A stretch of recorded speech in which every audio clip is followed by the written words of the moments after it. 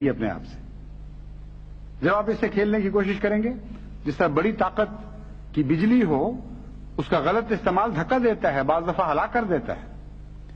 تو قرآن تو اتنی قوی کتاب ہے، اس کے قانون کے مطابق آپ اس کو استعمال کریں تو ایک عظیم الشان طاقت ہے۔ اس کے اندرونی قانون کے برعکس جب بھی اس کو استعمال کرنے کی کوشش کریں گے، یہ ہلاک کر دے گی آپ کو۔ دنیا کی بجلیاں کیا حیثیت رکھتی ہیں اس کے مقابل پر؟ یہ تو وہ کلام ہے کہ اگر پہاڑ بھی جرأت کریں اور بڑی بڑی دنیا کی عظمتوں کے پہاڑ بھی ہوں، یعنی بڑی بڑی قومیں ہوں، تو ان کو بھی یہ قرآن پارا پارا کر سکتا ہے ایک جھٹکے میں، اگر غلط استعمال کریں گے تو یہ ہو رہا ہے اس وقت کہ قرآن کریم کی تعلیم کو نہ سمجھنے کے نتیجے میں ہر بات الٹ چکی ہے، ہر بات بے معنی اور لغو ہو گئی ہے، اور جو چیزیں اچھی لگنی چاہیے وہ بری لگنے لگ گئی ہیں، جو بری لگنی چاہیے وہ اچھی لگنے لگ گئی ہیں۔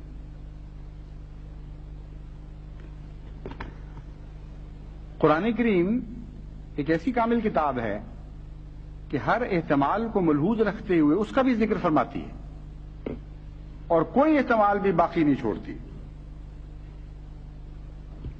چنانچہ یہ کہنا اس پہلی آیت میں جو فرمایا گیا کہ یہ وہ لوگ ہیں جو یہ کام کرتے ہیں اور یہی ہیں جو ہدایت یافتہ ہیں یا نجات یافتہ ہیں، تو یہ سوال جیسا کہ اٹھایا گیا ہے، اس پر میں بحث کر چکا ہوں کہ یہ ساری چیزیں مسلمانوں کے لیے ہیں، غیر مسلموں کو کوئی حق نہیں ہے حضرت کی پیروی کرنے کا۔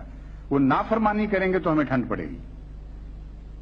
اگلی آیت میں قرآن کریم انہی علماء کو مخاطب ہے، فرماتا ہے کہ ایسی کوئی بات نہیں، محمد مصطفیٰ صلی اللہ علیہ وآلہ وسلم نہ کسی قوم کے لیے ہیں، نہ کسی ایک مذہب کے لیے ہیں، بلکہ ساری کائنات کے لیے خدا نے ان کو بنا کے بھیجا ہے۔ اور یہاں یا ایھا الذین آمنوا کہہ کے مخاطب نہیں فرمایا، بلکہ فرمایا قل یا ایھا الناس انی رسول اللہ الیکم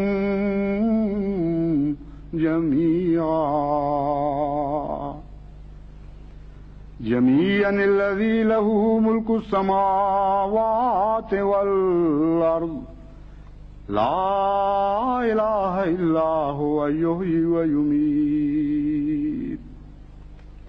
کہ اے محمد صلی اللہ علیہ وآلہ وسلم یہ اعلان کر دے اور ان کے دماغوں کی پیدا کردہ ہر قسم کی غلط فہمیوں کو دور کر دے۔ یا ایھا الناس انی رسول اللہ الیکم جمیعا، اے بنی نوع انسان، اے آدم کی تمام اولاد جو روئے زمین پر بستے ہو، مجھے خدا نے تم سب کے لیے رسول بنا کے بھجوایا ہے۔ اور کیوں نہ ہو، میں اس خدا کی باتیں کرنے آیا ہوں الذی لہ ملک السماوات والارض، جو زمینوں کا بھی خدا ہے اور آسمانوں کا بھی خدا ہے، وہ ساری کائنات کا مالک ہے۔ لا الہ الا هو یحیی و یمیت، وہ ایک ہی خدا ہے، اس کے سوا اور کوئی نہیں، وہی ہے جو زندہ کرتا ہے اور وہی ہے جو مارتا ہے۔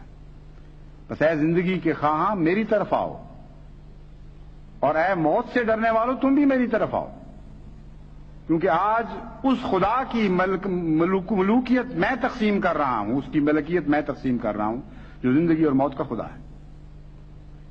یہ اعلان ہے حضرت اقدس محمد مصطفیٰ صلی اللہ علیہ وآلہ وسلم کا، جو تمام بنی نوع انسان کے لیے کو خیر میں شامل کر رہا ہے، کسی کو بھی اپنے خیر کے کسی ایک ذرے سے بھی باہر نہیں نکالتا۔ تو اگر کوئی توہمہ دل میں تھا بھی، کوئی وہم باقی بھی تھا کہ شاید یہ ساری اچھی باتیں ان لوگوں کے لیے ہیں جن کو ہم مسلمان سمجھتے ہیں، تو اللہ نے فرمایا نہیں، یہ تو سارے انسانوں کے لیے ہیں۔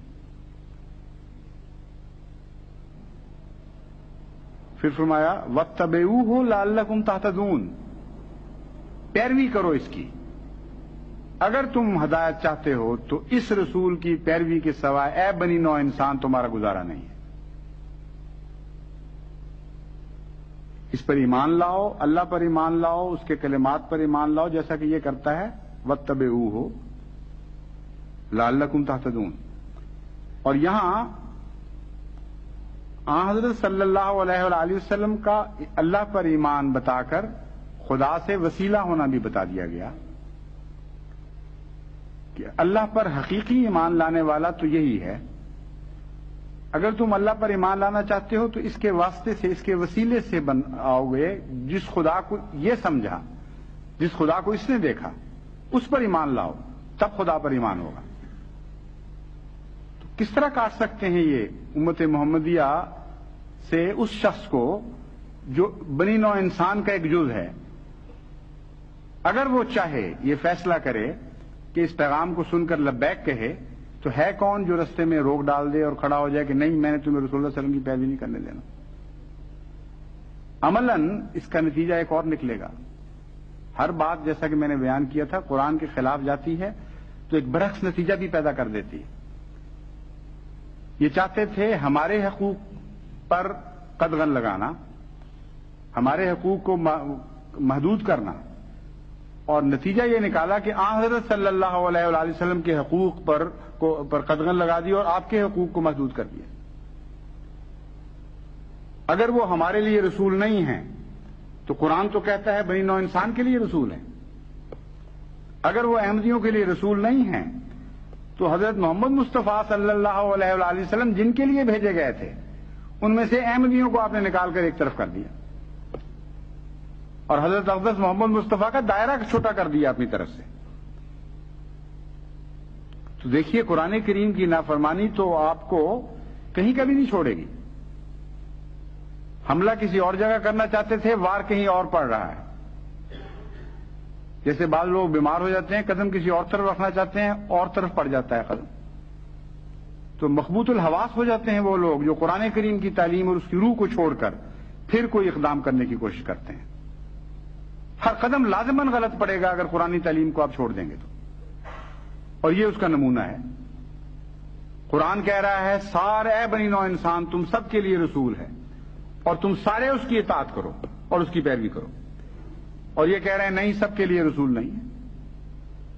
جن کو ہم غیر مسلم قرار دیں ان کے لیے محمد رسول اللہ صلی اللہ علیہ وسلم رسول نہیں ہیں، اور اگر وہ پیروی کریں گے قرآن کے بیان کے مطابق تو ہم ان کو قتل کریں گے. گویا کہ کچھ قتل کرنے والے اس جرم میں قتل ہو رہے ہوں گے کہ سچ رسول اکرم صلی اللہ علیہ وآلہ وسلم کی پیروی کر رہے تھے، اور یہ سارے جرم قرار دینے پڑیں گے. سیرت کے اوپر پہلے مضمون تیار ہوگا کہ یہ باتیں ہیں جو سیرت کا حصہ ہیں، اور اول سے آخر تک سارے جرائم بن جائیں گے ان کے لیے جن کو یہ غیر مسلم سمجھتے ہیں. یعنی سیرت کی دو شکلیں بن جائیں گی. یہی سیرت بالکل بنی نوع انسان کے حقوق سے تعلق رکھنے والی سیرت، بعض لوگوں کے لیے نیکی اور بعض لوگوں کے لیے جرم. تو کسی پہلو سے بھی کوئی عقل کی بات ایسی نظر نہیں آتی جس کے یہ پیچھے پڑے ہوئے ہیں. تبھی قرآن کریم یہ ایک آیت میں ان لوگوں کے حال کے ذہنوں کا نقشہ کھینچتا ہے. الیسا فیکم رجل الرشید، ایک بھی عقل والا تم میں باقی نہیں رہا. کیوں نہیں دیکھتے بڑی بڑی کرسیوں پہ بیٹھے ہوئے ہم کر کیا رہے ہیں؟ بہرحال جہاں تک جماعت احمدیہ کا تعلق ہے وہ تو حضرت اقدس محمد مصطفیٰ صلی اللہ علیہ وآلہ وسلم کا دامن نہیں چھوڑے گی. اور یہ جو لوگ کہتے ہیں کہ میں بار بار کہتا ہوں بڑی شدت اور قوت کے ساتھ کہ لازماً ہم جیتیں گے. کیوں کہتا ہوں؟ اس لیے کہ اب یہ حضرت اقدس محمد مصطفیٰ صلی اللہ علیہ وآلہ وسلم پر حملہ کر رہے ہیں اور قرآن پر حملہ کر رہے ہیں. جس تعلیم سے ہمیں روکتے ہیں وہ قرآن کی تعلیم ہے. جس سنت سے ہمیں باز رکھنے کی کوشش کر رہے ہیں وہ محمد مصطفیٰ صلی اللہ علیہ وآلہ وسلم کی سنت ہے. اور یہ وہ دو ایسی چیزیں ہیں جن کی خدا سب سے زیادہ غیرت رکھتا ہے. ناممکن ہے کہ قرآن پر حملہ کرنے دے خدا ان کو اور چھوڑ دے خالی، اور سنت محمد مصطفیٰ صلی اللہ علیہ وآلہ وسلم پر حملہ کرنے دے اور باز پرس نہ فرمائے. اس لیے ان کا معاملہ تو اب براہ راست خدا سے ٹکر کا معاملہ بن چکا ہے. جہالت کی حد ہے کہ قرآنی تعلیم پر عمل کرو گے تو ہمیں غصہ آئے گا. حضرت صلی اللہ علیہ وآلہ وسلم کی غلامی کا دم بھرو گے تو ہمیں اتنی تکلیف ہوگی کہ جب تک تمہیں مار نہ لیں، تمہیں قتل نہ کر لیں، تمہیں انسانی حقوق سے محروم نہ کر لیں، ہمارا سینہ ٹھنڈا نہیں ہوگا. یہ شکل بن چکی ہے اب. تو اللہ فضل فرمائے جو قوم کی موجودہ حالت ہے یہ بہت ہی خطرناک ہے. اور مظالم میں بڑھتے چلے جاتے ہیں، رکتے نہیں ہیں کسی جگہ۔